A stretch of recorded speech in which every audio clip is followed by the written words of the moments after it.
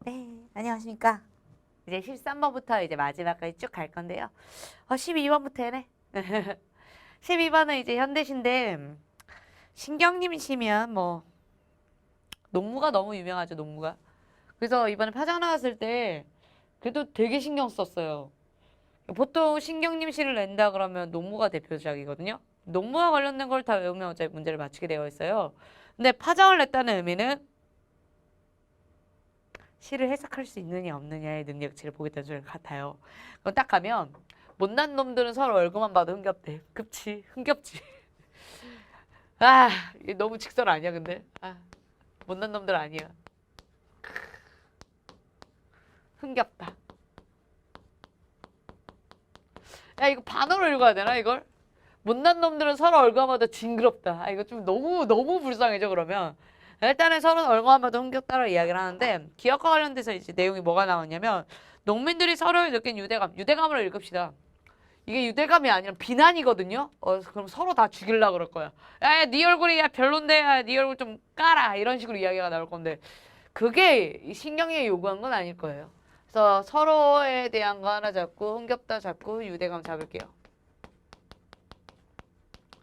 그래서 이발소 앞에 서서 진짜 이상한 상황이거든요. 내가 미용실 갔는데 그 앞에 차를 깠는데 이렇게 샤싹 깎아.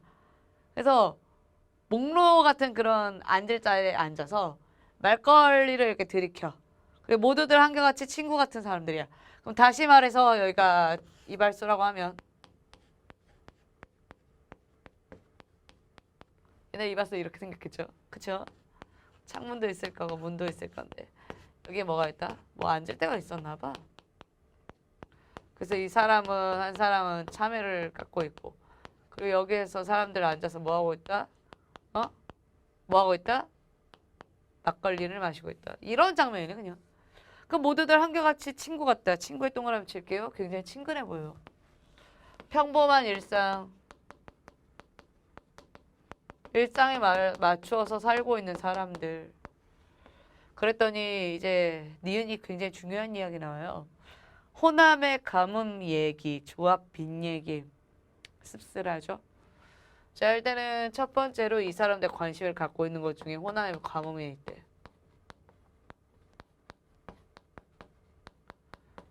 여러분은 날씨에 개의치 않죠? 밖에 딱 봤더니 비가 오네 안 오네. 겨울에 좀 저는 걱정됐어요. 제 친구가 비가 너무 안 와서. 제 친구는 시골에서 농사 짓고 있거든요. 또 농사를 지으려면 당연히 물이 필요할 거고 용수가 없으면 뭘 할 수가 없어요. 물이 없으니까. 그럼 이거 진짜 큰일 난 거죠. 그래서 부정적 현실 확인할게요. 부연. 그다음 두 번째로는 조합에 빅이 있대. 조합도 저는 뭔지를 몰랐는데 그 친구가 남겨놓은 블로그를 읽으면서 알게 된 거예요. 농촌의 현실을. 야, 생각보다 좀 많은 것 같아요. 이런 것도. 그래서 이것도 마찬 부정적인 현실. 그래서 마을끼리 같이 갚아가는 구조라라고 이야기가 적혀 있는데 저는 솔직히 잘 모르겠더라고요. 아직 그런 생활을 한 적이 없어서 강산 철저히 개인이거든요. 그럼 그 다음에 이제 니온을 딱 가면 농민들이 겪는 여러 가지 어려움이 나타난다. 이거 100% 맞는 말인 것 같아요. 다음 이제 악장수, 약장수, 기타 소리에 발장단을 치고 그러면 뭐 기타 치면서 음악이 들릴 거고 음악이 들리는데 이 사람들이 어떻게 생각을 하냐면 왜 이렇게 자꾸만 서울이 그리워지나 했을 때 서울 동그라미 이 사람들이 어디가 그립다? 서울이 그립다. 서울을 실제 갔는지는 모르겠어요. 근데 야 진짜 여기 못 살아왔겠다. 서울은 괜찮을까? 라고 하는 말을 거의 뉘앙스가 비슷해요. 왜냐하면 자기가 있는 현실이 뭐기 때문에? 부정적이기 때문에. 그럼 서울에 가면 뭐라도 있지 않을까라는 생각을 하는 것과 비슷하겠죠. 어디를 들어가 섰다라도 버릴까? 이거 도박 아니야? 섰다? 이거 아닌가? 섰다? 주머니를 털어서 색시집이라도 갈까? 주머니를 털어 색시집은 왜 가? 장가가고 싶나 봐. 다시 말해서 이거 전부 다 뭡니까? 부정적 현실에 따라서 이제 서민들이 생각할 수 있는 여건들이 이거밖에 없는 거예요. 당장 진짜 현실적이면 야 가뭄을 좀 해결하고 싶은데 우리 저쪽으로 가서 이걸 해결할 수 있는 방안 좀 짜보자. 뭐 밑을 파볼까? 이렇게 나와야 되는데 그게 아니라 뭐 하고 있습니까? 현실에 대해서 도피하고 있잖아요.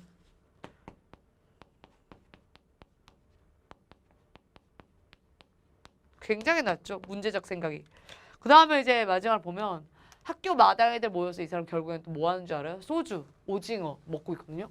그러면 얘네들은 현실이 너무너무 암담하기 때문에 해결조차도 못하는 거예요. 아니 더 이상 뭐 할 수가 없는 상황이 벌어지는 거지. 그럼 이거 딱 읽어봐요. 어려움을 극복한 농민들의 흥겨움은 개뿔. 이러면 3번 정답 끝이에요. 어느새 긴 여름에도 저물어 고무신 한 켤레 또는 조기 한 마리를 들고 달이 환한 마찻길을 절뚝이는 파장이라서 파장, 장이 끝났다라고 이야기하면서 이 시가 마무리가 돼요. 그러면 이 시는 주제가 뭔 것 같아요? 그렇죠. 농민들의 애환, 농민들의 힘듦 이런 게 나오면 돼요. 근데 우리가 만약에 농민이었으면 되게 와닿았을 것 같거든요. 근데 우리들은 되게 와닿는 거는 현대 사회와 관련된 회사원 일가가 더 와닿아요. 그 여러분 이런 거 가지고 웃잖아요. 월급날이 되었다. 다음날 퍼가영, 퍼가영, 퍼가영, 퍼가영. 그 다음날 내 잔고는 빵원이 되었다. 그런 거 공감하잖아요. 왜냐면 우리 다 모두 다 전자화된 상황에서 사니까. 그쵸? 또 이런 시도 있었거든. 사모원이라는 시는 어떤 시냐면 모두가 일어난다. 일어나서 사모원이 아니었대 그거는. 별을 굽다라는 시였는데 서당역이라는 그곳에 갔더니 사람들이 모두 다 일제히 한 곳을 향해서 걸어가고 있대. 뒤를 돌아봤더니 수많은 얼굴들이 날 쳐다보고 있는데 나를 응시하는 것 같지 않다. 이렇게 나와 있어. 우리 모두 지하철에서 그러고 있잖아요. 엘리베이터 탈 때 어디 응시하는지 잘 생각해 보세요. 핸드폰이 있어. 핸드폰 보는데 핸드폰이 잘 안 되면 위에 보고 있거든요. 맞죠? 그런 것들이 현대사회에 있는 일들이에요. 농민이랑 전혀 상관이 없는. 근데 신경리 시를 제시한 이유는 농민들의 삶에 대해서 부정과 긍정을 나누는 게 핵심이 있고 여러분은 충분히 이걸 맞추셨을 거라 생각합니다. 다음에 이제 어디로 갈 거냐면요. 진짜 많이 나왔던 이 두 가지 시를 할게요. 10년. 긴 세월이에요. 긴 세월. 이 사람이 10년 동안 어떤 걸 만들었냐면요. 초가집 몇 칸? 3칸짜리 집을 만들어요. 그래서 여긴 내가 잘 거고 그 다음은 달이 잘 거고 그 다음엔 청풍, 맑은 바람이 살 거래요. 참, 얘 혼자 사는데 외롭긴 한가 보다. 달이랑 청풍이랑 같이 있는 거 보니까. 그럼에도 불구하고 얘는 어떻다? 만족감 극대화. 강산은 드릴 데 없다. 그래서 여기 뭐가 있다? 산, 강. 그래서 둘러두고 본다. 자연 친화 끝. 다음 이제 두 번째 시로 갈게요. 동지들 기나긴 밤을 하늘이 베어내어 춘풍 이불 아래 서리서리 넣었다가 그 동지는 세상에서 제일 긴 밤 그거를 뭐 어떻게 했다? 밤이라고 이걸 친다면 하늘을 팍 뺄 거야. 이만큼을 어디다가 넣을 거다? 여기 안에다가 쏙 넣어 놓을 거래. 쏙. 누가 오신 날? 우리 사랑하는 님. 오신 날 밤일 때 펼쳐서 긴 밤을 보내겠다. 그럼 이 시에서 느낄 수 있는 건 뭐다? 그리움과 사랑. 맞죠? 그럼 이제 들어갈게요. 공통점 동그라미. 오, 오랜만에 나왔어요. 공통점 문제가 훨씬 어려워요. 표현상의 특징은. 그러면 이제 동시비기구거든요. 한자 어휘를 활용해 유교적 이념 빨리 지워버려요. 말도 안 되니까. 유교적 이념. 사매남국주. 절개 무조건 기억하세요. 성경우정 지워요. 앞에 선, 뒤에 정 이게 나와야 되는데 솔직히 말해서 황진이 모르겠어요. 제 입장에서는. 그리고 송순도 모르겠어요. 처음부터 끝까지 배경문사 같아. 다음에 3번. 의지적 어조의 종교로움의 밑줄짝 리라. 겠다. 무조건 의도 강화 끝. 무라일체의 삶을 살고자 한다? 야, 솔직히 말해서 황진이는 아니다. 황진이는 철저히 사랑하는 님에 대한 그리움이거든요. 그럼 만약 무라일체면요. 이런 반응이어야 돼요. 이미시여 네가 어디 있든 나에 있든 자웅동체 한 몸이여. 괜찮아. 이게 더 무서워. 내가 봤을 때 그냥 남자가 오는 게 낫지. 이해되시겠습니까? 그러니까 정답이 3번이고요. 제일 쉬운 문제였어요. 차분히 풀 거. 그럼 이제 나왔죠? 한자. 여러분이 동형 모의고사를 제가 총 16회분 드렸어요. 소방은. 작년에 하반기 때는 제가 한자어에 좀 주목하라고 그 음독을 다 빼버렸고요. 그리고 상반기 때는 이제 들리는 이야기들이 저한테 너무 문제가 어렵다 보니까 문제를 맞힐 수 있는 여건을 주세요라고 그래서 이번엔 다 도금을 다 넣어드렸어요. 그쵸? 그중에서 하나가 뭐가 나왔냐면 금연 야행이란 개념이 나왔는데 여기에는 그 어려운 단어가 아예 없어요. 그럼 여기에 있는 걸 하나하나씩 잡아본다면 가르치고 학문을 서로 이어간다. 편안하다, 가난함에 즐겁고 그게 도다. 달리는 놈 말이네. 그 녀석이 뭘 볼까? 산을 보네. 여우 새끼가 가짜 노릇을 하네. 호랑이의 위세 타고. 이 중에서 뭘 모를까요? 그냥 정답 일단 2번인데. 우리 무시하나? 이 정도는 다 아는데. 라고 하지 마세요. 한자로 나오면 다른 거예요. 그래서 교학상장이라고 했을 때 가르치교. 내가 가르치면서요. 여러분께 저도 배우거든요. 서로한테 윈이란 개념 교학상장. 뭐야? 어디 갔어? 제가 너무 많이 돌렸나 봐요, 이거. 죄송해요. 그 다음에 이제 안빅낙도는 저거 주제가 그냥 안빅낙도의 송순이. 그 다음에 3번은 여러분 달리는 말을 타면 산이 제대로 안 보이겠죠. 그래서 대충 훑어봄이라는 의미를 갖고 있고요. 이건 아시겠죠? 호랑이 위세에 맞추어서 그 밑에 있는 것들이 더 그런 것. 호가오이. 그러면 또 호랑이 앞에서 또 쩔쩔매지 못하는 가짜의 득세, 기득권 세력을 의미해요. 그럼 여기는 기득권 세력도 사실 없고 대충 보는 것도 없고 뭐 가르치는 교양과 관련된 것도 없으니까 정답이 몇 번? 2번밖에 안 돼요. 이제 15번 들어가겠습니다. 이번에 고전시가 좀 강하네요. 저번이랑 다르게. 산문이 빠졌고요. 대신에 가사를 2개를 집어넣네요. 미니어조라고 하지만 이것도 결국은 좀 길죠. 자, 기심 동그랗 치고 김이에요. 김매러 갈 적에 갈뽕 딴다. 김매러 올 적에 올뽕 딴다. 여러분 읽으면 갈갈올올 이게 딱 맞을 거예요. 그냥 뽕 따고 오면 돼요. 뽕.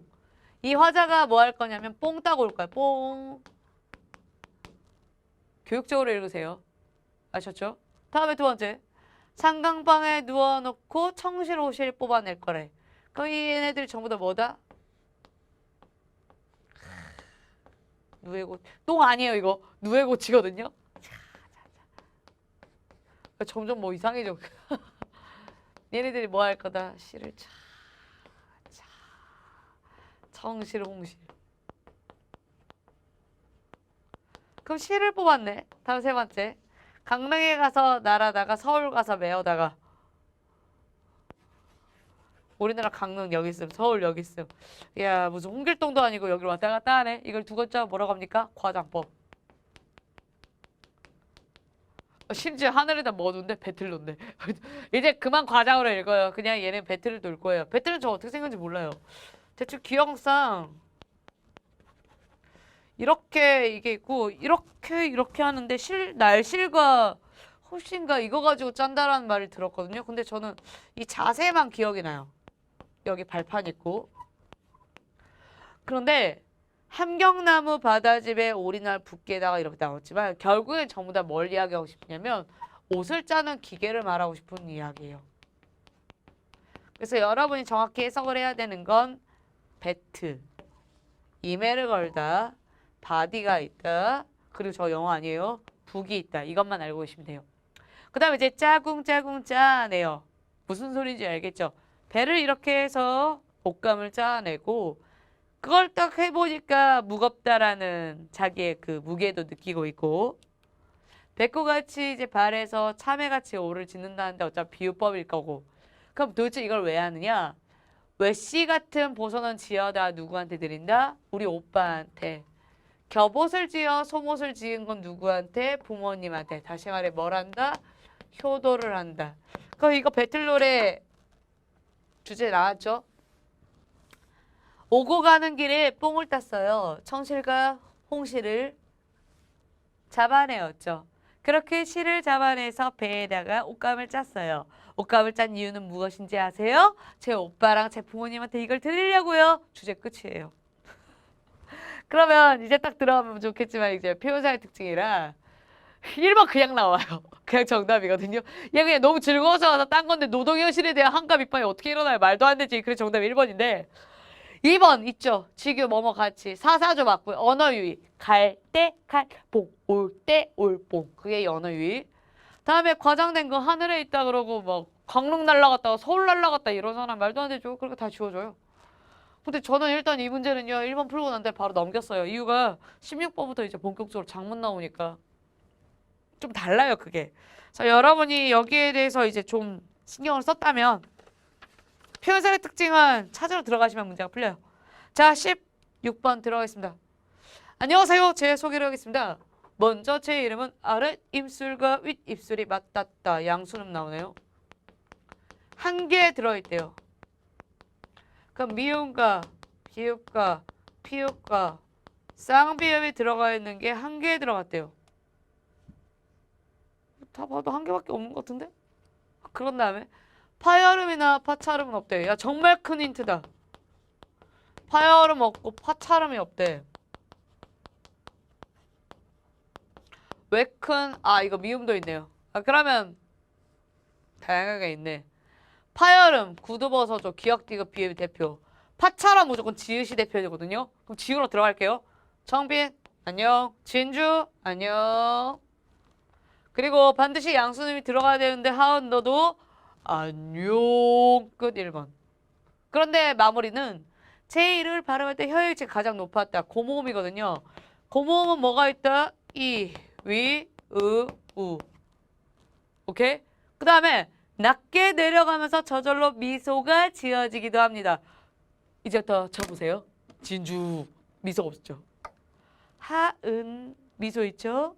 정빈 미소 없죠? 그러면 민애 미소 있죠?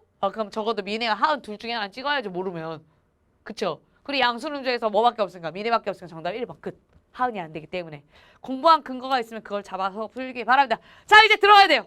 이제 연속적으로 17, 18번은 장문 나오고 왔다 19, 20. 저 지금 기대되거든요. 성석재. 저 성석재 씨 너무 좋아해서 작품 거의 다 읽은 것 같은데 그럼에도 불구하고도 애기를 낳고 난 이후로 기억력이 너무 없어서 읽을 때마다 즐거워요. 자, 시작하겠습니다. 최근 들어 낚이다라는 표현을 사람에게 쓰고는 한다. 물론 글자 그대로의 의미는 아니다.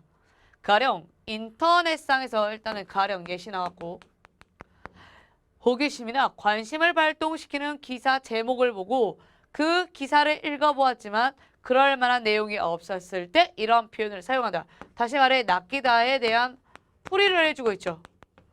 가라는 저 문단은 혹대 어떻게? 즉 낚이다라는 말은 기사 제목이 던지는 미끼에 현혹된다. 그러면 기사 제목에 뭐가 있다? 제목에 미끼가 있다. 누가 현혹된다? 현혹된 주체 누굽니까? 우리가 현혹된다. 근데 뭐가 없다? 결국에는 소득이 없다. 기만당한다. 같은 말이에요. 낚시질은 특히 인터넷상에서 벌어지는 특징적인 현상이다. 현상에는 뭐라고 하는지 아세요? 우리 낚시질 아닌데. 우린 사기당했다 그래요. 현실은.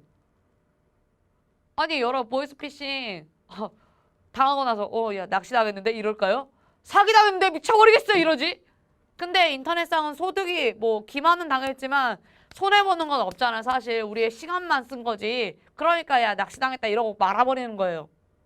보이스피싱은 미끼를 주는 거고. 최근에 저도 되게 무서운 전화 받았어요. 우리 아버님도 그 전화를 받았는데 저는 일단 제 에피소드는 별로 재미가 없기 때문에 우리 아버님 에피소드 이야기를 드릴게요.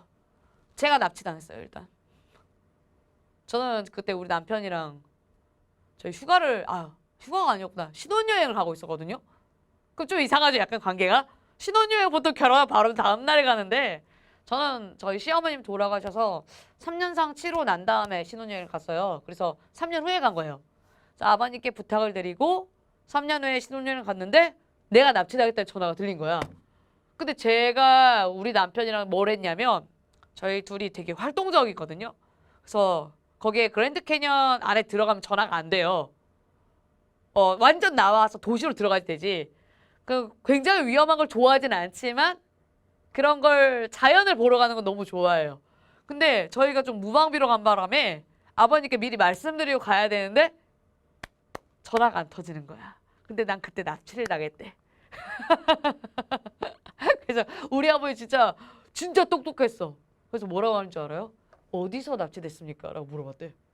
근데 걔가 한국 어딘가를 말을 한 거야. 그러니까 뭐라고 생각했으니까 바로 아니라고 생각을 했겠죠. 뭔지 아시겠죠? 사람은 이런 거에서 이제 굉장히 능청스럽게 대할 줄 알아야 돼요. 우리는 낚이다 이거 들어갈 건데 낚이지 말아요. 인터넷 그거 클릭하면 돈 잘 벌어요. 여러분이 그렇게 말하는 기자들이 나 딱 들어가면 캐나다의 매체 이론가거든요. 마셜 맥루런 밑줄 자 사람 이름이에요. 매체는 메시지 이거다라고 하였다. 매체란 밑줄 칠게요.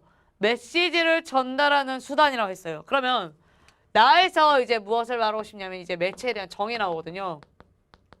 매체란 메시지를 전달하는 수단. 그러면 내가 어떤 메시지를 갖고 있다. 여러분께 매체 어떤 걸 가지고 하죠? 인강업계니까 이제 인강을 가지고 하죠. 근데 제가 만약에 좀 괜찮은 사람이 되었고 이걸 방송을 탈 수도 있거든요. 그 방송에서도 그렇게 매체를 통해서 제가 메시지를 전달할 수가 있고요. 또 라디오 방송에도 나갈 수 있고 모든 게 다 매체예요. 글 쓰는 것도 심지어 매체라고요. 왜? 기사로 쓸 수도 있으니까.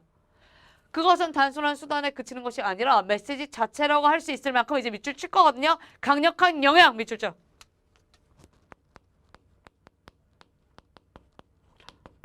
공인이 함부로 하면 안 되는 이유 중에 하나예요. 말 한마디 잘못 놀렸다가 강력하게 영향력 받아가지고 그대로 끝날 수가 있기 때문에. 다시 말해 저는 공인이 아니에요. 저 그렇게 영향력이 없어요. 하지만 저는 국어를 매우 잘하기 때문에 국어에 대해서 정확히 말씀드리는 거예요. 계속. 그에 따르면 인간과 인간 사이의 의사를 전달하는 언어는 물론이거나 언어 동그라미 노동의 도구들조차도 인간과 노동 대상 사이를 매개하는 물건이므로 매체다 매체가 아니다 매체 맞아요. 그러면 이거 좀 이상한 말인데 선생님 노동의 도구들이 매체가 어떻게 돼요? 이거 매체죠. 제 의사소통을 하기 위해서 이거 필요하거든요 도구. 근데 이걸 이렇게 빼서 던지면 돼요 안 돼요? 다른 문제예요 이건. 도구의 쓰임. 계속. 따라서 새로운 매체가 개발되면 그것을 통해 인간의 활동량이 훨씬 더 확대. 매체는 인간의 확장이라고 한다. 그럴 때 처음에는 신문이었는데 그 다음에 뭐가 됩니까? 인터넷으로 변했다가 인터넷이 변하니까 뭐야? 방송 매체가 다 같이 발달되고 지금 심지어 문화 매체라는 개념까지 생기잖아요. K-pop. 그래서 이건 뭐가 됐다? 점점 확대되고 있다가 나의 핵심이에요. 그럼 좀 정리해 볼게요. 다시 지문으로 들어와. 지문.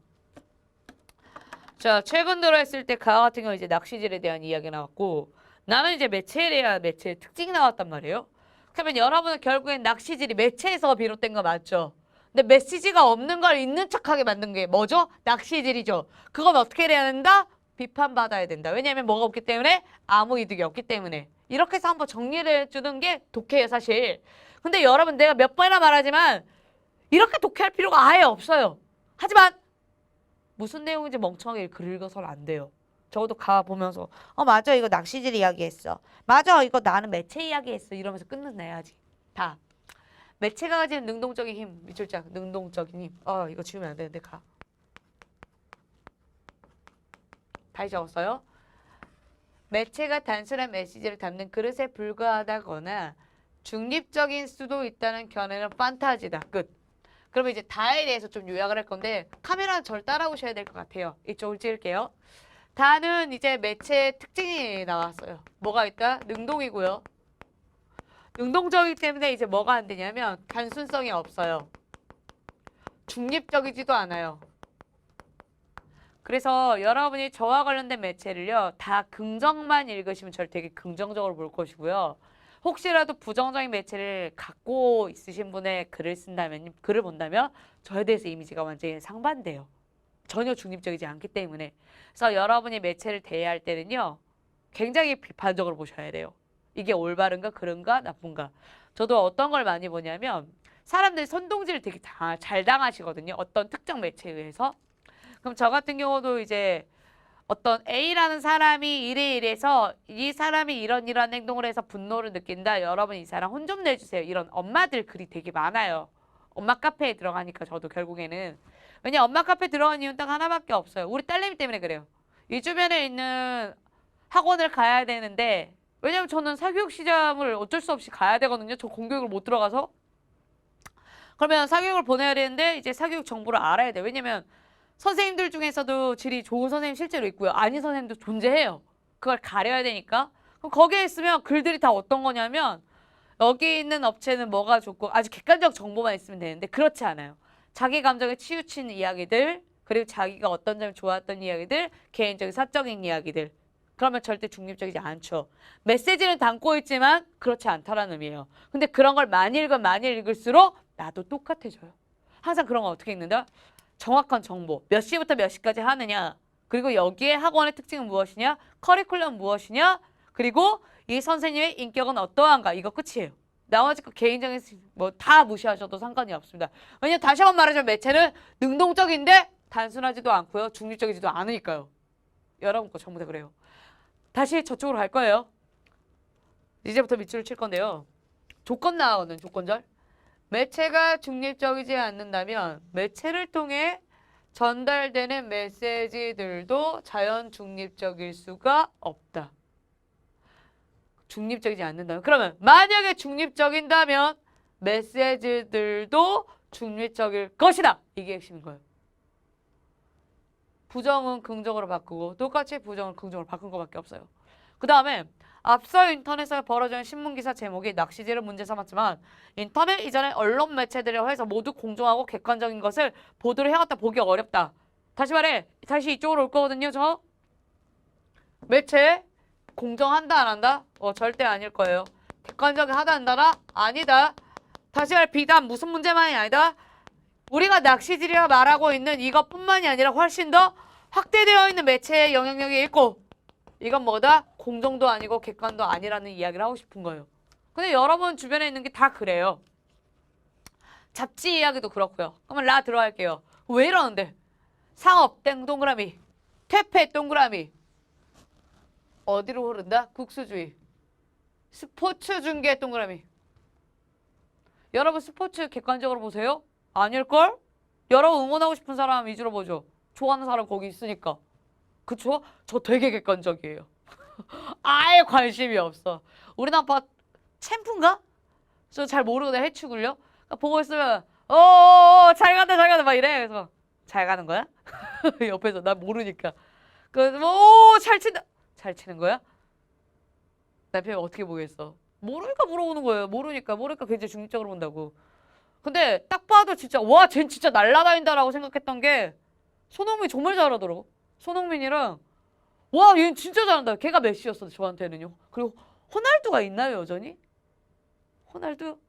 날두 호날두 형 아직 하시나요? 잘 모르겠네. 그분들 세 분은 정말 대단한 것 같아요. 근데 그게 저한테는 국수주의랑 전혀 상관이 없어요. 개그전을 보니까. 다음에 상업적 퇴폐적인 거. 그리고 퇴폐적 방송의 대표가 제 알고 있는 남미 방송이거든요. 남미 방송에 어떤 게 있었냐면요. 난 너무 충격적이었는데. 아내가 또는 남편이 자기가 없는 시간에 무엇을 하는지 몰래카메라를 설치해서 확인하는 과정인데 거기에 수많은 불륜이 일어나요. 나 너무 깜짝 놀랐어. 근데 그걸 더 깜짝 놀란 게 뭐예요? 그게 공중에서 공중파예요 그게. 우리나라는 절대 있을 수 없는 일이거든요. 우리나라는 그래도 많이 가르는 편이에요. 알잖아요. 공중파 키스씬 어떻게 하는지. 카메라만 돌리고 끝나요. 하면 안 되니까. 도덕적이고 유교적인 사회거든요. 우리나라. 근데 이런 것들이 왜 우려가 지속되는지를 아셔야 돼요. 우리가 매체를요. 일방적으로 계속 폭력적인 거 보면요.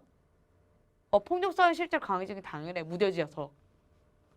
저는 일단은 공포물을 아예 못 봐요.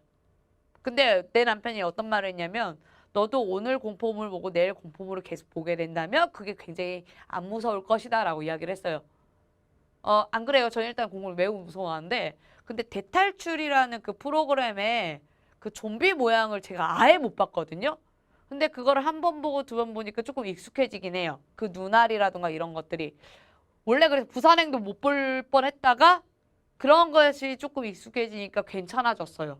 그러니까 사람은 이제 결국엔 뭐냐면 얼마나 이 상황에 대해서 능동적으로 익숙해지는가 문제인 거고, 매체가 이렇게 돼버리면 우리는 자연스럽게 이렇게 빠질 수밖에 없으니까 뭐라고 생각을 한다? 그렇죠. 여기에 비판이라고 나와야 돼요. 비판적 관점 나오니까. 이윤동기에 지배당하는 매체 회사들, 이윤동기 밑줄짝, 이해관계랑 똑같은 말이에요. 1차적인 책임을 물어야 하겠지만 손바닥도 혼자서는 소리를 낼 수 없다. 관용적 표현. 상업화로 균형 감각을 상실한 방송이나 기사를 흥미롭게 보는 뭐가 문제다? 수용자들도 문제다. 라에서 정확히 짚고 있잖아요. 누가 문제다? 수용자가 문제다.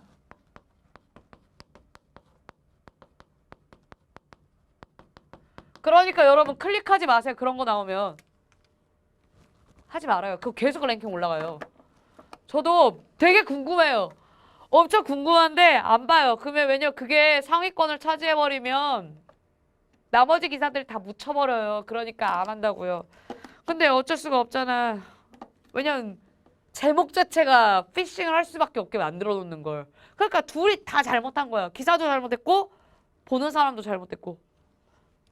마지막 이쪽 가게 들어갔습니다. 라.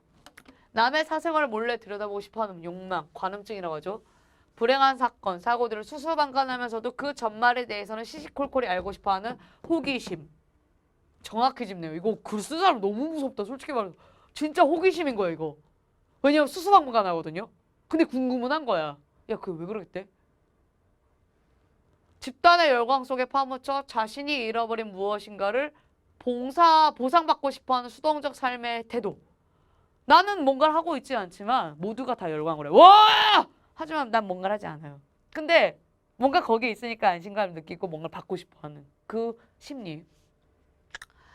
황색 저널리즘과 낙세질이 성행한 터전이 된다. 바로 우리가 그들의 숨은 동조자이다. 그게 누구다? 우리다. 우리가 누군데? 수용자. 이렇게 해서 비판하면서 끝나요. 저 이거 글 읽으면서 반성 많이 했어요. 저도 웬만하면 좀 가려본다라고 했는데도 불구하고도 연예 기사만 보면 특정 몇 개 있거든요. BTS. 그냥 클릭이야. 무작정 클릭이야. 근데 그것도 하면 안 될 것 같아. 왜냐면 진짜 연예 기사에 올라가야 될 시점이거든요. 지금 되게 중요한 기사들이. 근데 그게 다 내려가고 있어요. 안 되는데. 그럼 이제 17번에 이제 선지로 들어가면 되는데, 첫 번째는 알 수 있는 내용이죠. 그리고 두 번째는 뭡니까? 설명 방식이거든요. 얘부터 들어갈게요. 예시는 끝났어요. 초반에 나오니까. 정의도 초반에 나왔고요. 인용 있었어요. 찾을 수 있어요. 사람 이름. 후, 꼭 가면 어디 있습니까? 나에 있어요. 캐나다의 매체 일용한 마샬 맥루임 나오고 거기에 요거 있죠? 그럼 바로 이거 지워주고요. 정답 몇 번? 1번 나와요. 이건 없습니다. 다음 이제 17번인데 이제 들어갈게요. 낚시질은 남의 생활을 몰래 들여보는 행위래. 아니 이건 관음증이에요. 지워버릴게요. 낚시질을 그러면 야 우리가 낚시당했다 그러면 야 내 사생활 침범당했어. 이거 아니잖아요. 이윤동기에 지배당한 매체 회사들을 바로 상업적 방송의 숨은 동조자 아니에요. 이거 우리거든요. 수용자. 신문 기사와 같은 매체 자료는 생산자의 주관적 동기에 영향을 실제로 받습니다. 왜냐면 이게 주관은 뭐가 아니다? 중립이 아니다. 매체 회사들은 생산한 매체 자료는 객관적으로 신뢰할 수 없어요. 그렇기 때문에 정답이 3번이에요. 여러분 글은 초반에 잘 읽어야 돼요. 낚이다 가에서 쫙 빼서 끝까지 읽으면 이거 결국 이렇게 나오죠. 가는 이제 낚이다 풀이 하나. 다음에 이제 나는 이제 매체에 대한 정의 하나. 그럼 왜 정의를 했을까? 매체를 깔려고 하는 거거든요. 능동적인데 수동적이지 저기 뭐지? 단순하고 중립적이도 않고 공정하고 객관적이도 않아. 그렇기 때문에 우리가 뭐다? 낚시질을 당하면 안 돼. 근데 중요한 건 뭔지 알아? 넌 당할 거야. 왜? 너가 바로 수용자가 문제이기 때문에. 숨은 동조자니까. 이러면서 글이 마무리가 돼요. 역대 봤었던 소방 독서 중에 이렇게 글이 탄탄한 거 되게 오랜만이에요. 처음이었거든요. 그래서 제가 이번에 초표였을 때 어떤 말을 썼냐면 요때 나왔던 소방 문제 중에서 가장 국어 문제다운 문제가 나왔다. 근데 이거는 정말로 여러분이 객관적으로 봐야 되는 게 기존의 시험 문제 풀면서 이번이 너무 어려웠어라고 이야기를 하는 게 아니라 내가 국어적 실력 중에서 독해력이 실제로 내가 많은 공부를 했었는가를 생각하셔야 돼요. 국어에서는 가르치는 의도가 어디에 있냐면요. 독해력이거든요. 근데 그게 시간이랑 관련 있는 건 훈련인 거고요. 독해력은 글을 읽어내는 훈련이에요. 평소에 얼마큼 생각했는가, 내가 여기를 어디까지 확인하는가. 다시 말해서 비우면 안 돼요. 이제 마지막 들어가겠습니다. 20번. 제가 좋아하는 성석주에 들어갈 거예요. 선물. 우리 딸내미가 지금 시골에 내려갔어요. 어제는 제가 되게 사랑하는 조카. 제 친조카는 아니에요. 저희 남편의 친구의 아들내미 돌잔치여서 갔다 왔어요. 근데 그게 시간이 타이밍이 맞지 않아서 우리 딸내미가 어쩔 수 없이 시골에 가게 된 상황이 벌어졌는데 오늘 아침에 전화가 온 거예요. 영상통화가. 나는 지금 생활이 너무 좋아. 옛날에는 할머니가 너무 보고 싶어도 영상통화가 안 됐기 때문에 직접 가서 봐야 되잖아요. 근데 진짜 기기가 이건 진짜 기술 많이 발전됐다라고 느낀 게 영상통화 제가 초창기에 나왔을 때 그거 되게 비쌌어요. 그래서 좀 가진 자들의 행복이라고 저는 생각을 했거든요. 저는 되게 그렇게 잘 사는 편이 아니었기 때문에. 그래서 애초에 화상통화를 하려면 카메라가 있었는데 앞에 난 카메라가 없었어요. 제가 갖고 있는 핸드폰이. 근데 그 다음에 이제 이게 카카오톡이 만들어지면서 혹시라도 이게 문제가 되면 삐처리 해주세요. 카카오톡이라는 이 명칭이. 어쨌든 간에 카톡을 쓰면서 카톡이라고 해야겠다. 카톡을 쓰면서 영상통화를 하는데 우리 딸내미가 시골에 가니까 거기에 강아지가 있는 거야. 강아지를 데리고 오고 싶대. 근데 저 집이 지금 제 자가가 아니거든요. 그래서 동물을 데려올 수가 없어요. 근데 그 와중에서 내가 딸한테 딸아 우리 집은 자가가 아니라서 네가 데리고 오면 큰일 나 이렇게 말할 수가 없는 거야. 그럼 어떻게 말을? 딸아 그게 정말 너한테 너무 이쁜 것 같아. 근데 아직 너가 너무 어려서 책임을 지기가 너무 어려울 것 같다.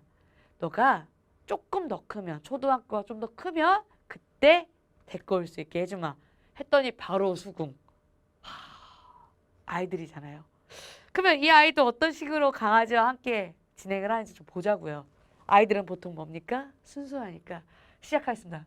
선물을 주고받는 문화를 낳는 처자는 유목적이고 도시적인 환경을 터인데 내가 태어난 자란 곳은 정착 및 농경의 세계였다. 자, 선물을 주고받다. give and take. 그럼 이건 뭐다? 첫 번째가 유목적이고 도시적일 거예요. 그리고 저 강의하다 보면 이런 데 막 분필 묻어 있거든요. 그런 거 신경 쓰지 마세요.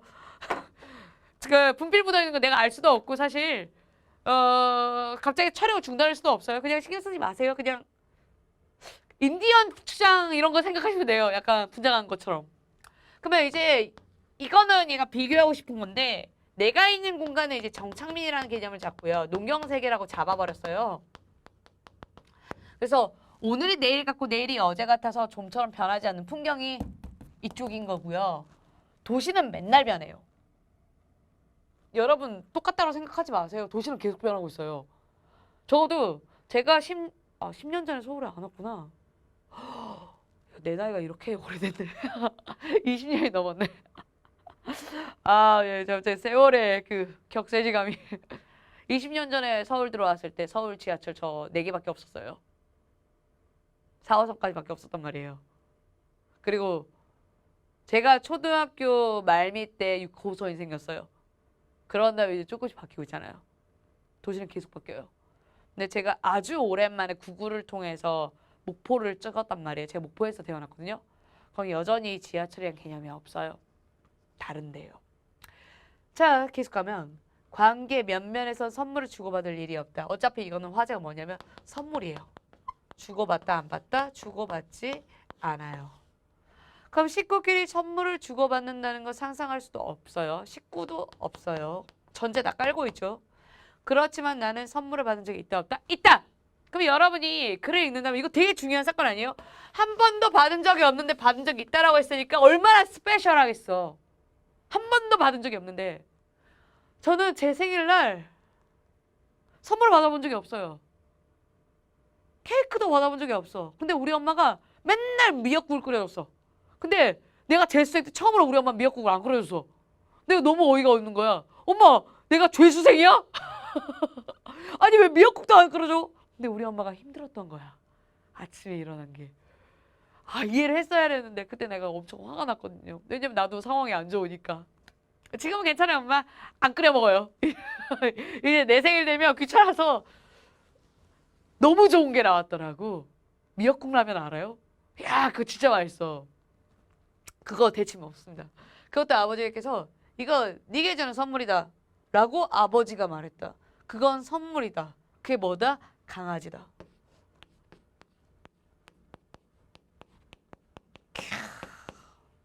아빠 센스 있네. 강아지를 선물로 주시고 고양이가 아니라. 아버지는 어느 날 점포 속에 강아지 한 마리 넣어왔대. 근데 왜 들고 온 건 왜 이래? 점포를 열더니 강아지 한 마리가 있어. 굉장히 강아지가 순한 것 같아요. 난 지 며칠이나 지났을까? 호떡을 싸는 종이봉지에 들어갈 수 있을 정도로 작았다. 그러면 한 이만했나 보다. 어린 시절 내게 개는 닭처럼 잡아먹지는 않는다고 하더라도 우리 때랑 거의 비슷하네요. 우린 개를 안 잡아먹잖아요. 세대가. 닭 이상으로 좋아할 것도 없는 동물이었다. 야, 왜 그래? 왜 이렇게 갑자기 되게 싫어해? 보통의 강아지가 나면 강아지다 이러면 좋아하지 않나? 이거 밑줄 치세요. 감정이니까요. 좋아할 것도 없는 동물이다. 중학교 2학년 때 서울이란 유목적이고 도시적인 환경으로 전화가 왔다. 그럼 얘 상황이 이쪽에서 어디로 바뀌었습니까? 이쪽으로 바뀌어요. 내게 아버지가 선물이라며 준 강아지는 내가 그때까지 보아온 가축이 아니라 처치곤란 밑줄자. 뭐다? 낯선 것. 그게 뭐다? 강아지. 그럼 아빠가 서울로 올라와서 선물이라는 거 처음 줬네. 뭐냐면 아빠는 이제 제가 부모가 되니까 아빠 마음을 조금 이해가 되거든요. 낯선 환경에서 우리 자식이 제대로 못 자랄까 봐 좀 걱정이 됐던 것 같아. 그렇다고 애를 낳을 수는 없거든요. 이해되죠? 애를 낳으면 얘가 키워야 되는데 어떻게 키우겠어? 그럼 더 짜증내지. 그럼 가장 친구처럼 지낼 수 있는 건 애완동물일 거고 그래서 강아지를 가져왔을 거야. 외로울까 봐. 낯설까 봐. 아빠가 정말 이해심이 좋네요. 그 이전에는 물론 그 뒤로는 아버지는 한 번도 내게서 야 그러면 이러면 안 되지 않나? 솔직히 말해서 야 한 번 줬으면 끝까지 계속 줘야지. 야 아빠 너무하다 진짜. 하지만 성석재예요. 사랑합니다. 자 이제 보면 겨울밤이었고 계절. 아버지가 일평생 처음으로 선물이라 종이봉지 속에 든 강아지를 내게 줄 때 술 냄새가 났다. 그러면 이제 겨울밤 했을 때 선물을 주는 아따 이 아버지 술 드시고 주냐 이걸 선물을. 그러면 나는 종이봉지 속 강아지의 목덜미를 붙들어 현관 바깥 종이 상자 속에 내려놓았고 가축은 집 안에 들을 수 없는 게 원칙이었다. 밑줄 치세요. 당시의 분위기네요. 뭐다? 걔는 뭐다? 가축이다. 그때까지만 해도 나는 강아지를 선물로 생각할 수 없었다. 얘에 대한 인식. 아버지가 많은 식구 중 내게 주는 선물이라고 했지만 아버지가 그날 밤 집에 들어오면서 부딪힌 첫 번째 식구가 내가 아니라 다른 사람이었다면 그의 선물. 왜 이렇게 의심해 아빠한테. 가능성이 컸대. 하지만 기분은 묘했대. 왜냐하면 아빠한테 처음 받은 선물이니까. 그게 뭐다? 강아지. 그러면 처음 받은 선물을 어떻게 했을까 이 사람은 강아지를. 되게 낯선 기분이고 가축이라고 하고 그렇게 사랑스러워하진 않은 것 같거든요. 그럼 한밤중에 이제 나는 선물이 우는 소리겠다. 한밤중에 지금. 내 옆과 그 옆에 자고 있는 그 누구도 잠을 깨거나 일어나지 않았다. 신경 쓰지 않았다. 방을 나가서 바깥에 있는 화장실로 가기 위해 문을 열었다. 선물이 우는 소리가 더욱 크게 들렸다. 오, 애가 울고 있어. 사실 오줌이 마려운 것도 아니야. 오, 더 중요한 사건. 보통 오줌이 마려워서 이제 화장실 갈 건데 그게 아니라 뭐가 신경 쓰인다? 그렇죠. 낯선 것에서 이제 신경 쓰이는 것으로 바뀌어요. 선물이 어떤 상태인지 알고 싶다. 여기 바로 나오죠. 그건 다리를 덜덜 떨며 낑낑거렸다. 나는 배가 고파서 우는 걸로 알았다. 그래 보통 배가 고프겠지. 부엌에 뭐가 있는지 몰라서 뭘 가져다 줄 수 없었고 나는 그날 저녁 내 몫을 받고 아껴 먹다. 와, 아껴 먹다. 풍족하지 않네요. 아껴 먹을 정도면. 백설기를 가지고 나왔다. 그럼 이게 강아지가 있다면 뭘 줬다? 백설기는 여기 콩이 하나 있는 게 핵심이지. 백설기를 줬다. 접시에 물을 담아 백설기함께 큼까. 그러면 접시에 물을 담아 백설기함께 따면 여기 물도 있네 같이. 내밀었대. 선물은 내 선물에 관심이 전혀 없다. 오! 놀라운 사건 있어요. 이거. 야, 낯설다며. 별로 관심도 없다며. 근데 선물한테 뭘 줬다? 선물 줬다. 그럼 이 화자가 여기 딱 그려져야 돼, 내가. 나도 얘한테 뭘 줬다? 선물 줬다. 그거 뭐다?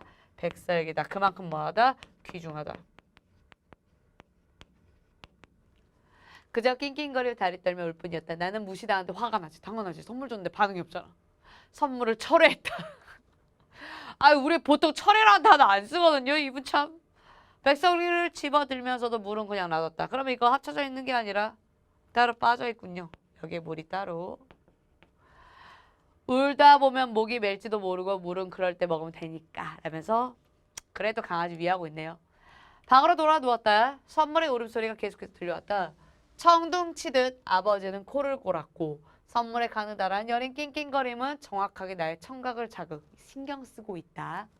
잠 못 들게 했다. 결국 다시 밖으로 나갔고 철회했던 선물을 다시 주고 그 옆에 쭈그리고 앉았다.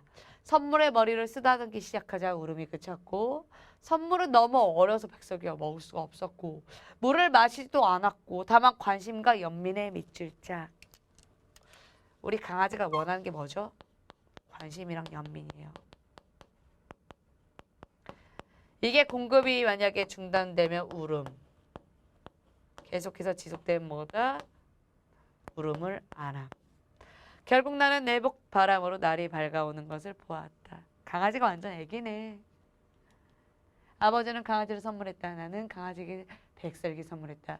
밤에 아침을 선물을 하듯 강아지는 내게 난생 처음 경험하는 연민의 감정 미줄짝.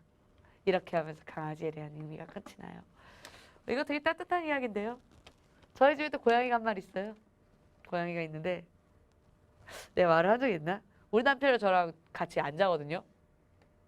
고양이가 혼자 못 자요. 나 이런 일은 또 처음이야. 고양이가 외로움을 너무 많이 타서 우리 가족이 다 안방으로 들어가 버리면 하루 종일 울어. 야옹 야옹 이러고 있어. 문 열면 야옹. 그래서 남편이 어쩔 수 없이 밖에서 고양이랑 같이 자요. 나는 우리 딸내미가 밖에서 잘 수가 없거든요. 왜냐면 아기가 일찍 자니까. 그럼 우리가 거실에서 활동을 못해요. 그래서 어쩔 수 없이 저도 안에서 자고. 동물도 사람 같아요. 그런 거 보면. 우리 이제 문제 풀러 들어갑시다. 나의 감정 변화. 절대 즐겁지 않아 이거. 난처하죠. 근데 여러분 이거 사랑하면 아니거든요. 연민은 불쌍한 게 처음이에요. 그 정답 몇 번? 4번이에요. 불쌍한 감정은 연민이에요. 여러분 그 사람한테 연민의 감정을 갖고 있다? 불쌍하다 느낀 거예요. 근데 불쌍하다는 감정 자체가 어떤 감정인지 아시죠? 나는 가지고 있지만 너는 가지고 있지 않다예요. 오케이? 나는 다시 말해 관심이 없어도 살 수 있지만 여기서 나는 얘는 관심이 없으면 큰일 나니까 내가 관심을 주는 것 뿐이에요. 아시겠죠? 그래서 연민의 감정 웬만하면 함부로 갖지 마세요. 동정심도 똑같고요. 그것보다 더 중요한 건 뭐다? 존중이라는 태도를 배우는 거예요. 연민과 동정은 정말 어쩔 수 없이 벌어질 때 하는 거니까. 20번 마지막입니다. 기억. 뭔지 모르겠는데. 적어놨어야 했는데 내가. 기억 뭘까? 기억. 선물! 강아지 선물. 니은 뭘까? 아버지. 아버지는 선물이 아니잖아. 디귿. 선물! 리을. 선물! 끝. 정답 2번. 참 쉽죠? 기껏 열심히 읽었는데 문제 자체가 어렵지가 않았어요. 근데 그거 알아요? 길이로 겁줘요. 문제는요. 그래서 길이에 대해서 너무 힘들어하지 마시고요. 이렇게 해서 해설이 끝났어요. 해설은 정확히 어떤 거에 맞춰서 이제 가르친 거냐면 문제 풀이하는 과정 그리고 여기에 대한 의미 이런 걸 뒀거든요.